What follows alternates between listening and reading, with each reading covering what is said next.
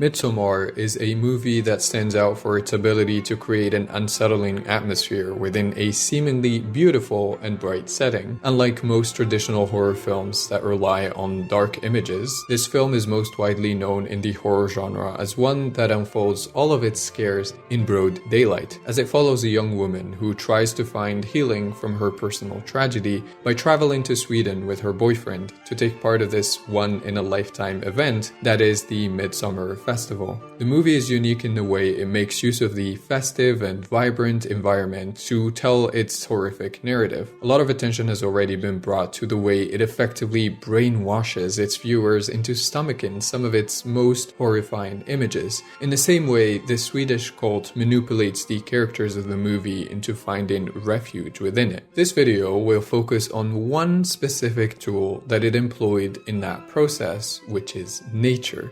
This is an element that Midsommar heavily relies on, either in its establishment of a visual identity and an attractive aesthetic, or in its communication of the narrative's core themes and messages through natural symbolism. It is quite evident that the film aims to make nature an integral part of the image that it paints, so it's worth looking into how it uses it to elicit horror in the viewers.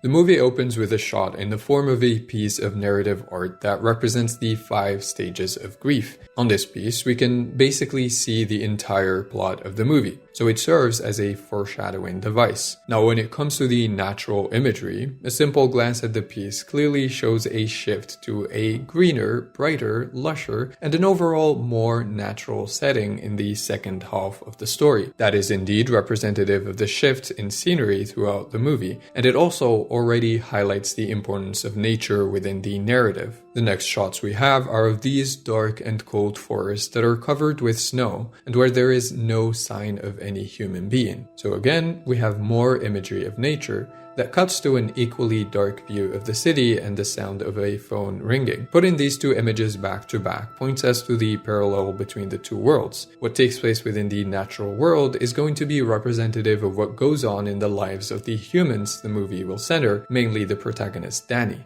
Just like those pictures of the dark forests we get at the beginning, Danny's sister also sends her a message where everything is black. At this stage, the color black is present everywhere. Visually, it marks the tone of those first scenes where everything is dark or dimly lit, and thematically, it symbolizes the tragic psychological state that overtakes Danny's sister, and by extension, all of her family. It is important to note, though, that there is another color that goes hand in hand with black in those scenes thematically, but forms a drastic contrast visually, and that is yellow. This color is heavily present in those first scenes, especially in Danny's surroundings. It is one of the most important visual motives that will reoccur in the movie constantly in a variety of elements, a lot of which are natural, like the flowers, the sun, and fire. Considering it's a bright and shiny color, it forms a heavy contrast with the dark images that we get at the beginning of the movie. But despite this contrast, this color is representative of basically the same things as black, which in this case are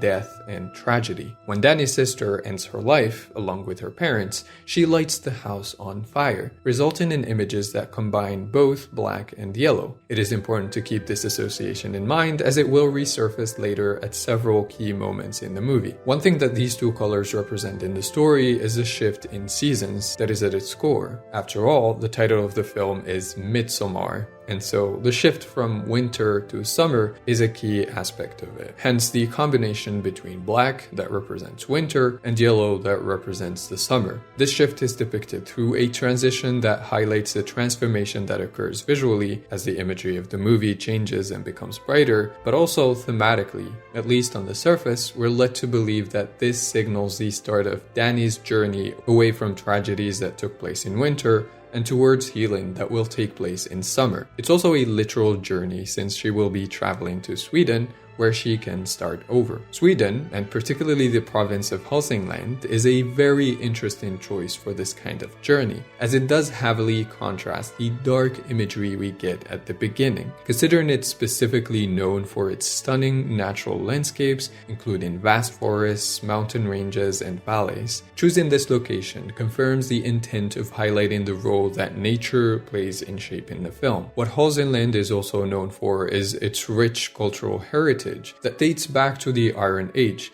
so it makes sense for it to be home to the fictional cult of the Horga that the characters of the movie visit, all for very different motives. We have Josh, who wants to work on his thesis on Midsommar festivals, and Christian, who wants to also work on the thesis topic that he copies from Josh. There's also Mark, who wants to meet Swedish women, I guess, and Pell, who wants to recruit members for his family's cult. And finally, we have Danny, who doesn't have any announced motivation, but we can tell from what happens earlier that she wants to seek refuge and to find healing in this journey. Basically, her drive to visit the Horga community is informed by vulnerability, and this trip seems to be able to provide her with everything she can possibly need. A festival that takes place from mid-June to mid-July, the peak of the summer, where it is nice and bright and shiny, especially in the lush and breathtaking natural landscapes of Hälsingland. So at first glance, all of this is the exact opposite of everything that her life was, and that was depicted in the beginning.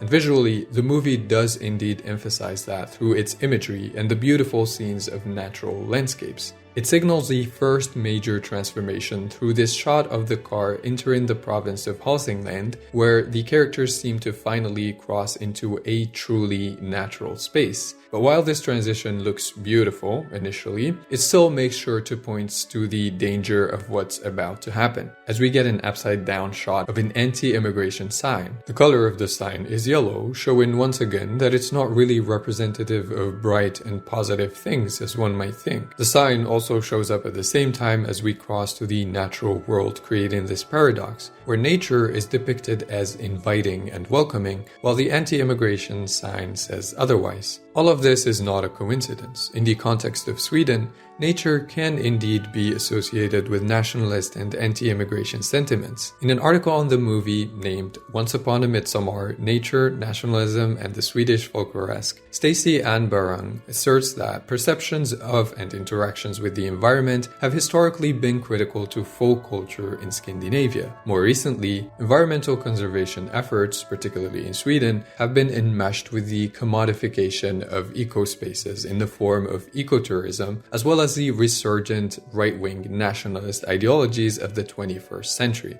According to her, Midsommar critically gestures towards an agenda centered around ethno-nationalist and anti-immigrant ideologies that romanticize nature as a space of purity, and points to Sweden's long history of associating a return to nature and the landscape with an idealized notion of ethnic uniformity. So from the get-go, we see how the film employs beautiful natural imagery as well as the color yellow that symbolizes a brightness and positivity associated with the sun and the summer, to comment on themes that are completely different in tone, mainly the dangers that communities and cults like the Horga represent through their insistence on notions of purity and uniformity that they associate with nature.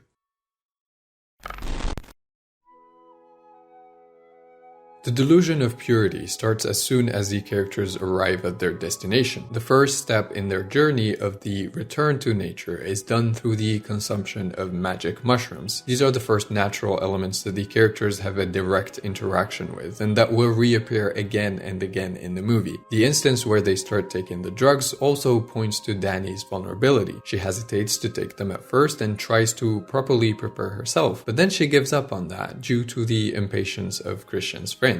This clearly shows how much she wants to fit in and find comfort in a group or community to fill the gap that her family has left. This represents only a small build-up for what comes next, as the vulnerability resulting from her loss will be the biggest drive of her actions and interactions with the Horga community. The consumption of magic mushrooms signals the beginning of the connection of the characters to their natural surroundings. The film demonstrates that in a few interesting ways. First, we have Ingmar directly essentially asking the others to feel the energy coming up from the earth. And then we get to see that visually from the perspective of Dani, who sees the grass through her hands, as if she's become one with it. What is also emphasized during this scene is Dani's heavy breathing, which goes hand in hand with Ingmar pointing to the fact that the trees are breathing as well, and how nature just knows instinctually how to stay in harmony. From the images and the sounds that we get, it seems that Dani is also joining nature by going along with that harmony. We get this wavy motion effect on the screen that perfectly matches the movement of the trees above her. Also, if you have paid attention to the sound design up to that point, you might have noticed the absence of clear ambient sounds of nature, which can be seen as an odd choice considering the film takes place mostly outdoors. It appears that that is a deliberate choice by the sound design team to enhance the audience's immersion. That rule is temporarily broken when Dani gets high, meaning that we only get to hear natural sounds when she successfully connects with nature.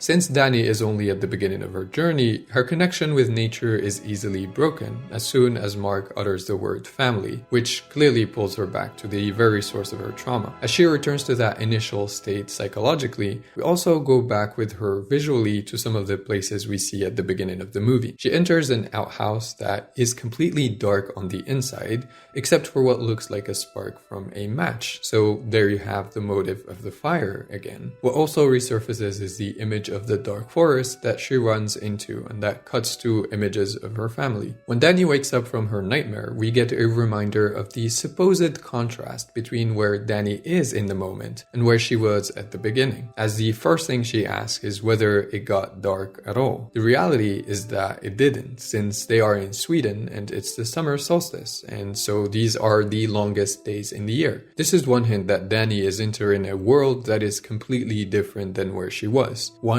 where there isn't any darkness. Another element that points to the transformation is the yellow flowers. The closer the characters get to their destination, the more of these flowers are seen in their path until they arrive. Based on the screenplay, these plants are referred to as St. John's wort and are known for blooming during the summer solstice. They symbolize sun and light due to their bright yellow color, so their use makes perfect sense in the movie. Interestingly, they also seem to symbolize protection against evil demons and spirits, and people would hang them over their doorways or wear them on their clothing for this purpose. Most importantly, they tend to symbolize healing and well-being. It appears that in Greek and Roman times, these plants had traditional medicinal uses for things like wounds and digestive disorders, but also depression. Healing from this latter is exactly what Dani is looking for, so that justifies their use as a motive in the movie. Dani's first look does betray a feeling of delight. She seems to be in awe of the place and the inviting nature of the community. As expected, the Harga people appear to embody the perfect picture of a community that is in harmony with nature, and the film demonstrates that in a variety of ways. When Dani compliments the clothing of one of them, he explains that the frock he's wearing is a tribute in respect of Ymir, a deity from Norse mythology, as well as nature's hermaphrodite, referring to the way his clothing isn't strictly tied to one gender. Generally speaking, the Harga community's clothing seems to draw this image of harmony with nature, as their colors are reflective of their natural surroundings, specifically the flowers that are mostly white, yellow, blue, or pink, which are colors we find in their clothing as well. Within the setting of the Harga village, the decorations are also representative of key elements of nature. The most obvious one is all the circles that represent the sun, which is understandable considering it's the Midsommar festival. What we also constantly see on screen is this yellow triangular temple. If we associate this element with what yellow has represented from the beginning of the movie, it can be argued that the triangle mirrors the shape of a flame, bringing us back to the motive of fire that kills Dani's family. So this is a very important symbol that should be kept in mind, since it will have a huge significance by the end of the movie. Until then, fire is a motive that shows up again and again throughout the film, matching the energy of the heat during Midsommar. The Harga hold flames in several occasions, and it is used in burning the bodies of the two elderly members of the community who jump off a cliff to end their lives. It is also present in some small instances, like when Christian struggles to light the candle for Dani's birthday cake. Happy birthday to you. Happy Happy birthday, dear Danny. Now, based on these instances, what can we conclude about the symbolism of fire? We already know that it represents death, considering what happened at the beginning, and that indeed aligns with the scenes with the flame, as Siv, for example, cries for spirits to be back to the dead. That's also evident from the way fire is used to burn dead bodies, so it really is representative of death every time. But what about the birthday candle? That surely can't represent death. What it represents, though, is birth. And so it could be that fire in this scenario is meant to symbolize the dichotomy of life and death. That's a thought that we should keep in mind for the end of the movie. Now, through the use of all sorts of rituals, images, and language centering nature, the Hårga community slowly but surely succeeds to lead Danny into accepting to join them so she can heal from her trauma. Like any effective cult, they manage to whitewash any action that might look questionable by pushing for rhetoric that glorifies nature. So the horrifying scene that she witnesses of the elder's suicide becomes simply a normal phenomenon within the natural cycle of life. Those two Hujans has just reached the end of their Hårga life cycle. And we do get a confirmation of this, as it is suggested that the dead are tied to trees that the community considers as sacred, meaning they're not really dead, but they just move to the next stage of the cycle by becoming one with nature, in this case with trees. But more than this subtle manipulation, the cult eventually resorts to more direct means to lure Danny in. At one of her most stressful moments, where she expresses a desire to leave, Pell directly tries to convince her to accept the Hårga as her family. I had a family here, where everyone embraced me and swept me up. And I was raised by a community that doesn't bicker over what's theirs and what's not theirs. More than that, they quite literally make use of nature to physically manipulate her by giving her more potions and drugs that confuse her senses and turn her into an easy prey.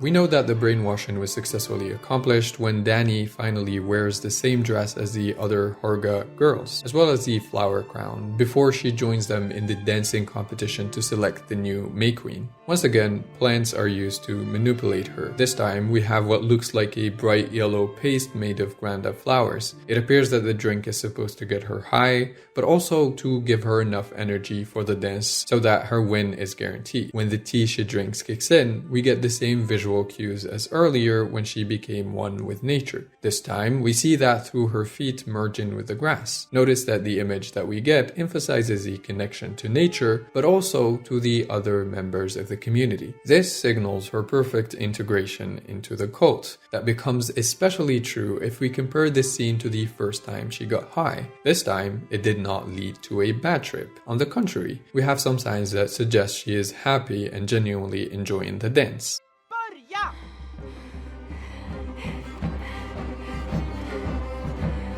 And just like that, Danny is immersed in the ritual, so much so that she ends up winning the competition and becoming the new May Queen. To celebrate that, nature is strongly present once again, as the members bring an even more impressive and colorful crown made of flowers. She is then taken by everyone to this long table where she gets to sit on a special chair that is made of plants and flowers. It perfectly matches what she is wearing on her head and so makes her look like an integral part of this natural setting. What also enhances this image is the movement of the leaves of the chair that reminds us of that shot at the beginning of the movie where she connects with the trees that also follow the same wavy motions. One other scene that shows this same kind of connection that doesn't seem to have made it into the final cut happens right before she sits on the throne. When Danny's foot touches the grass, small summer flowers magically sprout up around her foot. Her next step is the same. Flowers emerge, impossibly from the soil. She continues to walk forward, having now assumed a more self-possessed posture. Confidence is rising in her, and with every step, more flowers sprout up. She's leaving a beautiful trail of wild flowers in her wake. This time, not only is Danny part of this harmonious environment of the Hårga, but she's also at the center of it. She has become one of its driving forces. The community members will not sit down or start eating until Danny does so. This marks her near complete integration within the community. From that point onwards, we do get to see the Horga community being more harmonious than ever before, and the film shows that in a variety of creative ways. We've already seen how they eat together through the same harmonious motions, but their connection is shown in even wilder occasions, like when Christian is led to have sex with Maya, surrounded by a group of other naked women who try to go along with the sounds and movements that they make during the process. Another important instant where we get to see this harmony in action is when Danny finds out about what Christian is doing with Maya and starts panicking once again. This is a very significant moment since it marks the first relapse Danny had in a while, and it mirrors earlier scenes where she experienced similar feelings, especially the one where she found out about the death of her family. The key difference between those scenes and this one is that Danny has finally found someone to share her grief with, a community that fully contains her and contains her emotions. This chilling, but also somewhat hilarious scene, where these Horga women are sobbing with Danny, perfectly captures the way the cult has successfully trapped her by exploiting her weakness and vulnerability. It is only through the final moments of the cult's rituals that we start to explicitly see the true horrific nature of their practices. During these moments, we are still presented with scenes where the community shows perfect harmony with nature, except that this time it gets much more extreme. We see that first through the scene where Christian finds out what happened to Simon, whose body is suspended mid-air, held up by flora-decorated ropes. His back has been opened up, his ribs separated from his spine, and his lungs have been pulled up to look like outspread wings. Now, this is surely an image where we see a human body connected with natural elements like plants and animals, but it's not necessarily as pleasant as what we've seen before. In the next scene, the Horgans announce the start of their final ritual that requires sacrificing 9 people, one of whom is Christian. In this scene, we see Danny completely covered with even more plants and flowers,